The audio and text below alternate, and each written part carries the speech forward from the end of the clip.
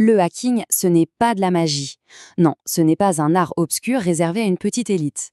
En réalité, c'est une méthodologie, une approche super structurée qui part d'un état d'esprit bien particulier. Et c'est justement ça qu'on va décortiquer ensemble étape par étape.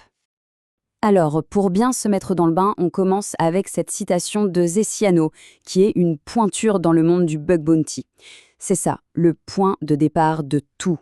Oubliez les lignes de code interminables. Tout commence avec une question toute simple. Tiens, comment ça fonctionne, ce truc? C'est cette curiosité, en fait, qui est le vrai moteur du hacker.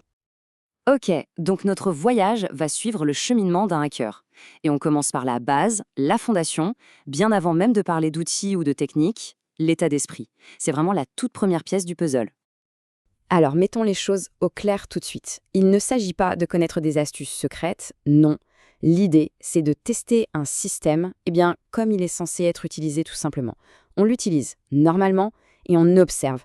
On regarde ce qu'il se passe, on est attentif à ses réactions, ses petites erreurs, ses bizarreries. C'est souvent là que tout se joue. Bon, pour pouvoir interroger un système, c'est logique, il faut d'abord apprendre à parler sa langue. Chaque application web, elle a ses propres fondations, ses protocoles. C'est un langage que le hacker doit absolument maîtriser s'il veut pouvoir dialoguer avec sa cible. Et au cœur de ce langage, il y a un truc crucial, les paramètres HTTP. Le plus simple, c'est de les voir comme les mots qu'on utilise pour parler à l'application. C'est le moyen principal pour envoyer de l'info, pour poser des questions au serveur et surtout pour voir comment il va nous répondre. Et pour envoyer ces mots, il y a en gros deux méthodes principales, GET et POST. C'est simple. Avec GET, tout ce qu'on envoie est visible, là directement dans l'URL, dans la barre d'adresse. Alors qu'avec POST, les infos sont un peu plus discrètes, cachées dans le corps de la requête. Et faire la différence entre les deux, c'est super important pour savoir où regarder et quoi essayer de modifier. L'état d'esprit, c'est la clé, on est d'accord? Mais bon, même le meilleur artisan a besoin de ses outils, pas vrai? Le hacker, c'est pareil. Il utilise des logiciels spécifiques pour automatiser toutes les tâches un peu répétitives et explorer un système beaucoup plus efficacement. Voilà un exemple très concret. FUF, c'est un grand classique. Ça peut avoir l'air un peu barbare comme ça, mais en fait, ce n'est pas de la magie. L'outil prend juste une liste de mots, une word list, et il va les essayer un par un pour voir s'il trouve des pages, des dossiers ou des paramètres qui seraient cachés. C'est juste de l'exploration, mais de manière systématique et surtout automatisée. Et justement, pour qu'un outil comme FUF puisse tourner, il lui faut du carburant. Et ce carburant, ce sont les fameuses word lists. Imaginez des dictionnaires gigantesques. Il y a des collections de bases comme SecList qui sont incontournables. Mais là où ça devient intéressant, c'est que les meilleurs chasseurs, eux, ils construisent leur propre liste sur mesure en se basant sur la culture et le vocabulaire spécifique de l'application qu'ils sont en train d'analyser. Allez, on passe à la phase active, le test. Et attention, il ne s'agit pas de lancer des attaques à l'aveugle. Pas du tout. C'est un processus super méthodique. L'idée, c'est d'envoyer des données bien précises pour observer comment le système réagit. C'est comme si on piquait doucement la machine pour voir où elle réagit, où elle a mal.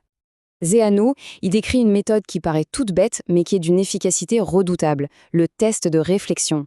C'est simple, on injecte des caractères spéciaux, du genre chevron, guillemets, et on regarde où est-ce qu'ils réapparaissent sur la page. Est-ce que le système les a nettoyés? Est-ce qu'il les a bloqués? Ou est-ce qu'il les affiche comme si de rien n'était? Juste cette observation, c'est souvent le point de départ de découvertes incroyables. Et voilà l'objectif final. Trouver une fissure dans l'armure du système. Ce petit bout de code, c'est ce qu'on appelle un payload, une charge utile classique pour une faille de type XSS. Si l'application renvoie les chevrons, le class et le greeter sans les filtrer, elle peut se faire avoir et interpréter ce qui n'est qu'une donnée comme du code exécuté. Et la faille, elle est là. Le système est devenu incapable de faire la différence entre des données et des instructions. La théorie, c'est bien beau, mais rien ne vaut un bon exemple concret, du réel. Alors voyons un peu comment toute cette méthodologie a permis de découvrir une vulnérabilité qui existait pour de vrai. Alors, pour bien piger l'exploit qui va suivre, il faut juste comprendre ce que c'est qu'une faille CSRF. Pour faire très simple, c'est une attaque où on va piéger un utilisateur qui est déjà connecté pour lui faire faire une action à son insu. Le truc, c'est juste de le faire cliquer sur un lien ou visiter une page qu'on a préparée. Et voilà la faille que Zéano a trouvée. L'application, elle avait bien une protection contre le CSRF, mais elle était mal fichue. Quand un attaquant envoyait une requête avec le jeton de sécurité vide, le système affichait bien un message d'erreur, du genre « Veuillez recommencer ». Sauf que, en arrière-plan, l'action, comme changer l'email, était quand même effectuée. Le message d'erreur n'était qu'une façade. Une simple observation a suffi à révéler une faille super critique. On arrive vers la fin de notre parcours, mais il faut comprendre que pour un hacker, ce n'est jamais vraiment fini. Ce n'est pas une quête avec une fin. C'est plus un style de vie, un cycle permanent, apprendre, explorer, recommencer. Le but ultime, en fait, ce n'est même pas de trouver un bug, c'est de construire une carte mentale ultra complète de l'application. Ça veut dire connaître ses fonctionnalités sur le bout des doigts, ses moindres recoins, son histoire et même ses anciennes failles. C'est cette compréhension totale, quasi intime, qui permet de voir les vulnérabilités que tous les autres ont ratées. Et on termine sur cette autre citation des Ziano parce qu'elle résume absolument tout. Le meilleur outil du hacker, ce n'est pas un logiciel secret ou un exploit à 0 jour, c'est sa capacité à comprendre le système, à l'utiliser, parfois même mieux que ceux qui l'ont conçu. Parce qu'au final, le code, il évolue tout le temps. Les développeurs corrigent des bugs, ils ajoutent des fonctionnalités et chaque petite modification peut, potentiellement, créer une nouvelle faille. La chasse, elle ne s'arrête jamais. La seule question qui reste, c'est qui, armé de sa simple curiosité, sera le premier à la découvrir?